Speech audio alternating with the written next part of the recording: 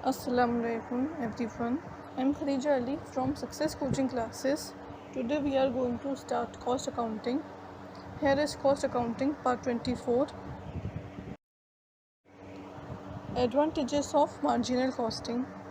इसमें है how much to produce, what to produce, whether to produce, methods of manufacture, hand labor on machine, no profit no loss point.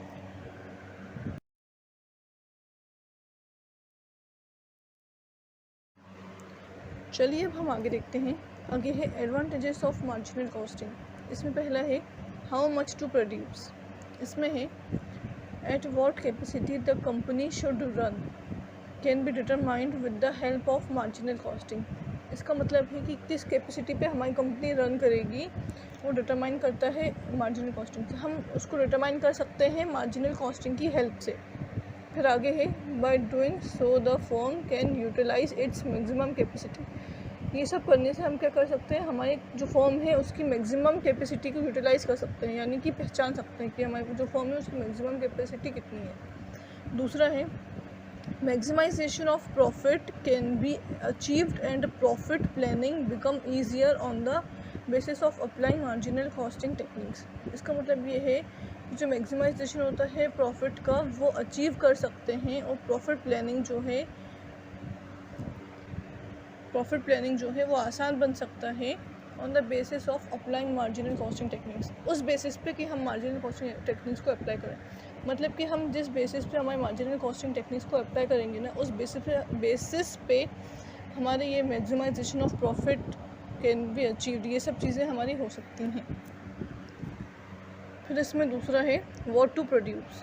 इसमें है the products having higher demand in the market can be produced after comparing the profitability result of different products. इसका मतलब ये है कि जो products हैं higher demand के मार्केट में वो प्रोड्यूस हो सकते हैं कंपेयर करने के बाद प्रॉफिटेबिलिटी रिजल्ट को डिफरेंट प्रोडक्ट्स के, मतलब कि जो अलग अलग वो हैं प्रोडक्ट्स उनके प्रॉफिटेबिलिटी रिजल्ट को हम कंपेयर कर सकते हैं।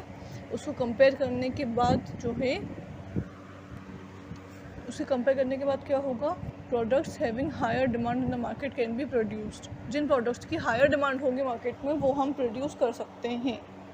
फिर इसमें आगे है सम प्रोडक्ट्स में became unprofitability after a passage of time. कुछ प्रोडक्ट्स जो हैं वो अनप्रॉफिटेबल हो जाते हैं कुछ टाइम के बाद। By applying marginal costing the selection of order and products can be done easily.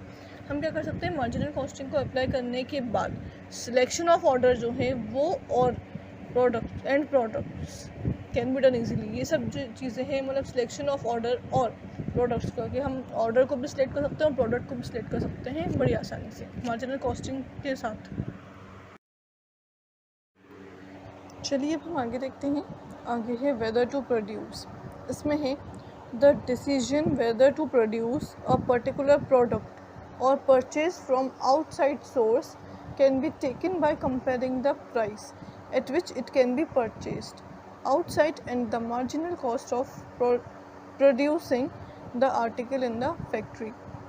इसका मतलब ये है जो डिसीजन है whether to produce a particular product और परचेज फ्रॉम आउटसाइड, मतलब ये है कि हमें जो प्रोडक्ट है वो हमें हमारी फैक्ट्री में प्रोड्यूस करना है या फिर बाहर से जो है प्रोड्यूस करा वो उसको परचेज़ करना है। वो हम जो है डिसीजन तब ले सकते हैं जब हम उसको कंपेयर करेंगे by comparing the price at which it can be purchased. हम उसको कंपेयर करेंगे प्राइस को लेकर, प्राइस पे eight which it can be purchased, जिस पे कि हम उसको परचेज़ कर सकते हैं बाहर से। In the marginal cost of producing the article in the factory.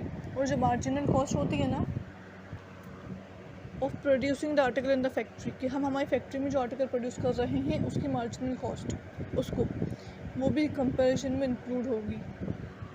फिर आगे है method of manufacturing.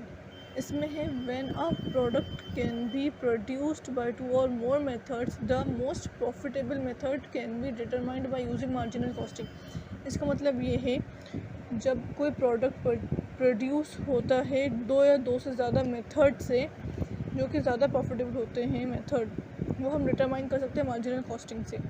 Marginal costing करते हैं, फिर उससे हम डिटरमाइन कर सकते हैं कि हमारा कौन सा मेथड जो है वो बहुत ज़्यादा प्रॉफिटेबल है हमारे लिए। चलिए अब हम आगे देखते हैं। आगे है हैंड लेबर और मशीन। इसमें है the power of employing machine or to produce entirely by machine or entirely by man can be tackled by marginal costing technique. इसका मतलब ये है कि हमें जो है हमारा प्रोडक्ट पूरा का पूरा मशीन के थ्रू मैन्युफैक्चर करवाना है या पूरा का पूरा मैन के थ्रू, लेबर के थ्रू मैन्युफैक्चर करवाना है, वो हम कैसे से पता कर सकते हैं? वो हम मार्जिनल कॉस्टिंग टेक्निक से पता कर सकते हैं। फिर इसमें आगे आता है no profit no loss point. उसको हम कहते हैं ब्रेक इवन पॉइंट। इसमें है the no profit no loss point can be determined by the break even chart involved under marginal costing system. इसका मतलब है कि जो no profit no loss point है ना, वो हम डिटरमाइन कर सकते हैं। किस तरीके से डिटरमाइन कर सकते हैं? By the break even chart. एक ब्रेक इवन चार्ट होता है, involve under marginal costing system. एक मार्जिनल कॉस्टिंग सिस्टम जो है उसके अंदर ये ब्रेक इवन चार्ट इन्वॉल्व होता है। उससे हम नो प्रॉफिट और नो लॉस पॉइंट को डिटरमाइन कर सकते हैं कि हमें ये बताता है कि हमें प्रॉफिट भी नहीं हुआ है और लॉस भी नहीं हुआ है।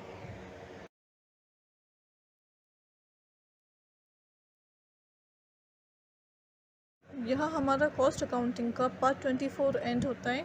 Thanks for watching. Please like share and subscribe, press the bell icon.